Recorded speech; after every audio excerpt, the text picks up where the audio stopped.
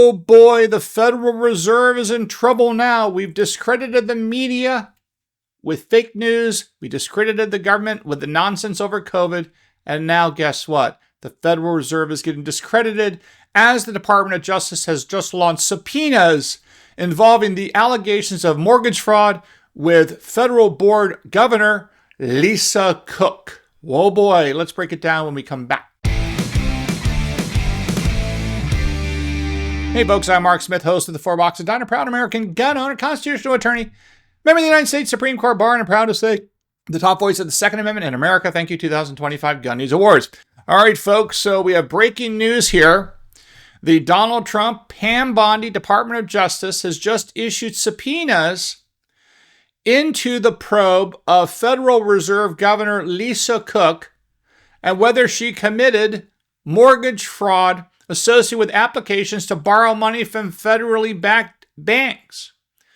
Just to keep it in mind, you probably all know this at this point, but Lisa Cook is one of the 7 members of the Board of Governors of the Federal Reserve System that gets to vote on FOMC, open market policies, on behalf of the Federal Reserve. She's one of, I believe, 12 governors, but she's one of the most important governors, and she has been fired by President Donald Trump on the grounds that either she committed mortgage fraud or she certainly came close enough to the line to embarrass the Federal Reserve System.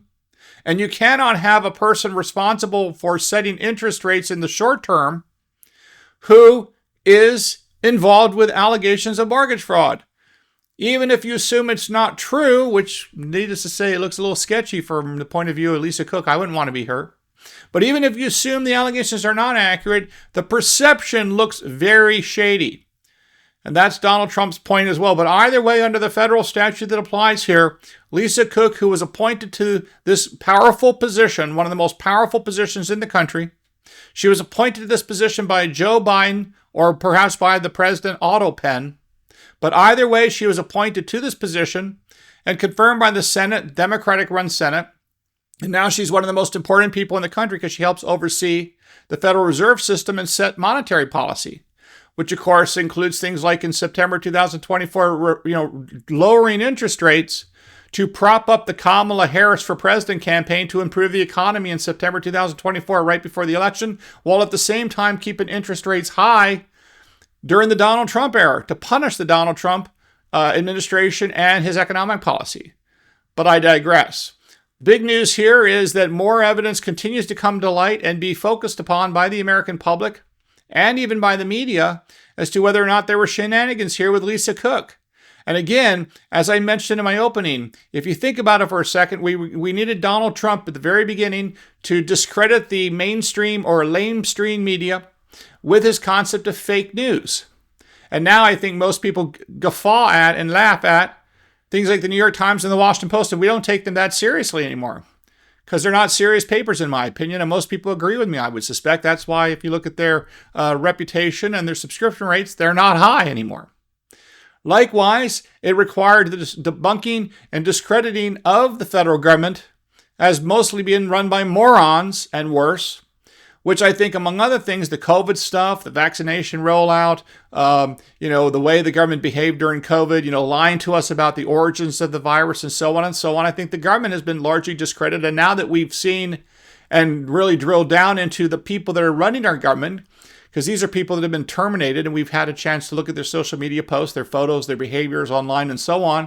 And we now realize that our federal government has largely been run at the highest levels by morons, and in many cases even worse in my view. Nevertheless, the point of all this is that now we have a situation where people are targeting and looking at the Federal Reserve System in a way they hadn't before. Sure, there were some academic nerds out there, the Wall Street guys, the economist guys, that kind of statistician nerds and all that. Yeah, they were all focused on the Federal Reserve. And I've had many conversations over the years about the Federal Reserve. But most people did not even know what the Federal Reserve is. But now people are talking about it because they're doing it in the context of Lisa Cook's nomination. How did this woman get on the Federal Reserve and become a governor of the Federal Reserve System? What the heck is going on here?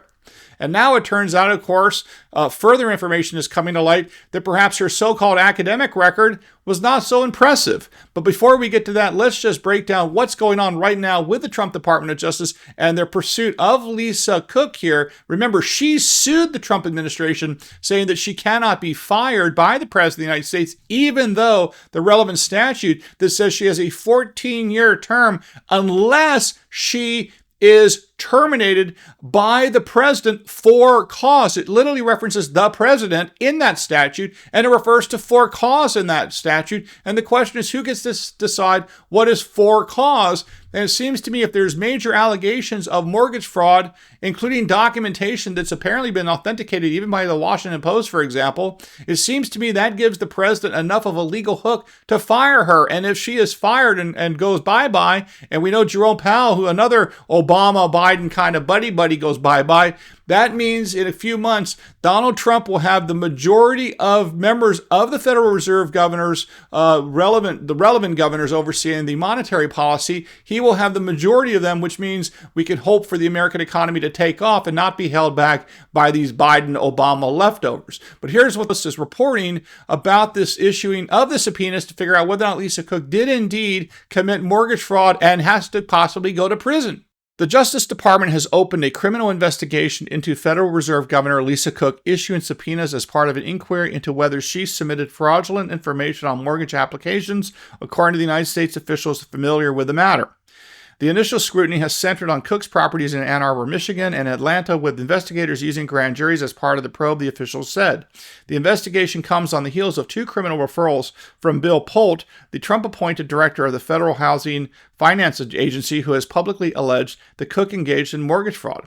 President Trump has cited those allegations in his bid to fire Cook and wrest control of a central bank that has historically remained independent. I should mention that Abby Lowell is an excellent lawyer, and he's been hired by Lisa Cook to defend her. He's the same attorney that represented Hunter Biden, by the way. A very good attorney. Everyone knows him. Strong counsel. Sure, she's got good lawyering, but that doesn't mean he's going to be able to stop and shut down the facts. And again, bear in mind that Lisa Cook sued Donald Trump, claiming she wants to hold on to her position. Was that a good strategic move or not? Not sure. It certainly drew more attention to her. And as a consequence, there's more discussions and information being bandied about her background. And there's some excellent reporting by the City Journal and Chris Rufo, who about a year ago actually broke down her academic record and pointed out that Lisa Cook might not be all that sharpy-parpy, if you know what I'm saying, and her credentials may not be all that elite. Let's see what Chris Rufo had to say about what he uncovered in the City Journal involving Lisa Cook. Despite Lisa Cook's pedigree, questions have long persisted about her academic record. Her publication history is remarkably thin for a tenured professor, and her published work largely focuses on race activism rather than on rigorous quantitative economics. The quality of her scholarship has received criticism. Her most heralded work, 2014's Violence and Economic Activity Evidence from the African American Patents, 1870 to 1940, examined the number of patents by black inventors in the past, concluding that the number plummeted in 1900 because of lynchings and discrimination. Other researchers soon discovered that the reason for the sudden drop in 1900 was that one of the databases Cook relied on stopped collecting data in that year. The true number of black patents, one subsequent study found, might be as much as 70 times greater than Cook's figure, effectively debunking the study's premise. Oh boy, not good. Not good. And this is her major claim to fame. And remember, if you sit on the board of governors of the Federal Reserve, you're responsible for what's known as macroeconomic concerns, meaning the whole economy, not like a particular industry or necessarily or a particular business or a particular enterprise. You're looking at the macro economy, the big picture, inflation rates for the whole country, employment rates for the entire country, real wages for the entire country, so on, as a macroeconomist. And yet it turns out she doesn't really have any degrees or credentials as a macroeconomist. Chris Rufo also pointed this out in this excellent article. Cook also seems to have consistently inflated her own credentials.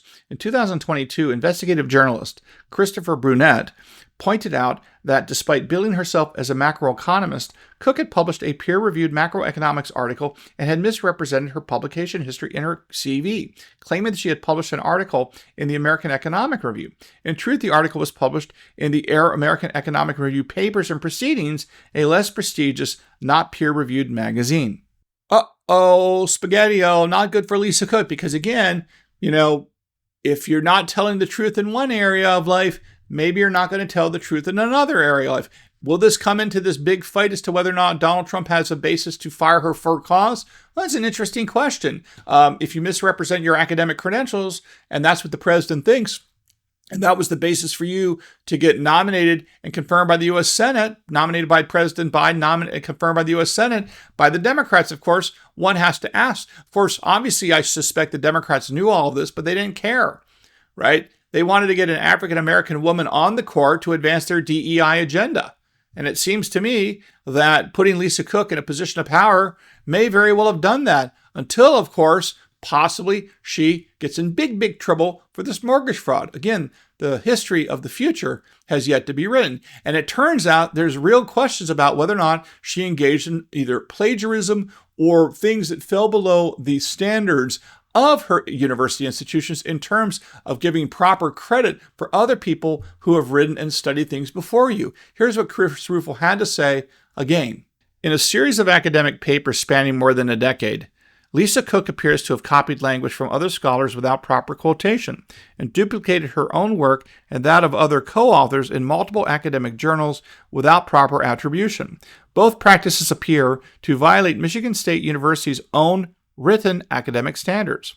And then, of course, they go on to say, we will review several examples which, taken together, establish a pattern of careless scholarship, at best or at worst, academic misconduct. Wow, crazy stuff. And again, I think one of the good public policy benefits that might come out of sort of reviewing the background and pedigree of Lisa Cook is to ask yourself, how does someone like this get to sit on one of the 7 critical seats of the Board of Governors that oversees FOMC policy, gets to oversee open market policies and set interest rates and mortgage rates and everything else. Obviously, she must be familiar with the mortgage market because she's got a whole bunch of them, apparently. Whether or not she legitimately got them or not, I guess only time will tell. But it's pretty clear that the Trump Department of Justice is not playing games here. They've issued criminal subpoenas to see what's going on. And by the way, the subpoenas, I suspect, are almost certainly going to all of the financial institutions to which she submitted documents and swore under oath that these were all accurate, and then you submit to a federally backed bank. Well, again, that is a federal crime if you lie to banks in your federal forms. That is a big no-no, and that also gives jurisdiction, of course, to the federal Department of Justice, currently run by Donald Trump and Pam Bondi. So to wrap up, we're going to have to track this story carefully, but I think there are already benefits from the story, including questions about whether or not the Federal Reserve really is independent of the executive branch. And again, as I pointed out on this channel before, I do not see a basis for the Federal Reserve System to be a fourth branch of government. Congress is created by Article 1 of the Constitution. The President and executive branch is created by Article 2 of the Constitution. Article 3 creates the judicial branch. Where exactly is the fourth branch of the Federal Reserve System? Now, of course, I do understand how Congress could create a national bank, arguably, based on some of the powers under Article 1 of the Constitution, including the power to deal with money, the power to deal with gold. I do understand that there may be a power to generate some sort of a national financial institution under Article 1 powers, but that just creates another administrative agency like the FDA, like the EPA, like the ATF, like the DOJ. And all those things have one thing in common, which is that the President of the United States under Article 2 runs those administrative agencies. He is the boss, and all of his powers are vested in the President of the United States, which is one man, and today that's President Donald J. Trump. But what's been going on here with the games is that the Federal Reserve System functions independently of the president, but one wonders whether or not that's legally and constitutionally allowed. And I think this discussion of this Lisa Cook controversy, not to mention the games with building a new multi-billion-dollar building and some of the things that Jerome Powell has done clearly in a partisan way to help out Kamala Harris's campaign in September 2024 by lowering interest rates while keeping interest rates high during the Donald Trump term. I think all of this stuff is now helping the American electorate really understand what's going on with the Federal Reserve System. And I think that's a great thing all the way around to make us more informed and understand the games that have been played for so many decades. Because again, as I pointed out, it required the discrediting of the lamestream media with the fake news discussion of Donald Trump, the discrediting of the federal government and the morons that run it with, among other things, the COVID debacle and other things. And now we're really looking at the Federal Reserve and realizing that if Lisa Cook can be elevated to the top of the economic food chain with these credentials, one has to ask how serious is an institution like the Federal Reserve System. But again, you let me know if you disagree with any of my views or thoughts in the comments below. And again, I appreciate all your time here. And again, make sure you subscribe both to YouTube and to Rumble. Help this channel out. Don't forget to follow me over there on X at 4 Boxes Diner. And I'll look forward to talking to you again real soon here at the 4 Boxes Diner. Orders up. Table 2A.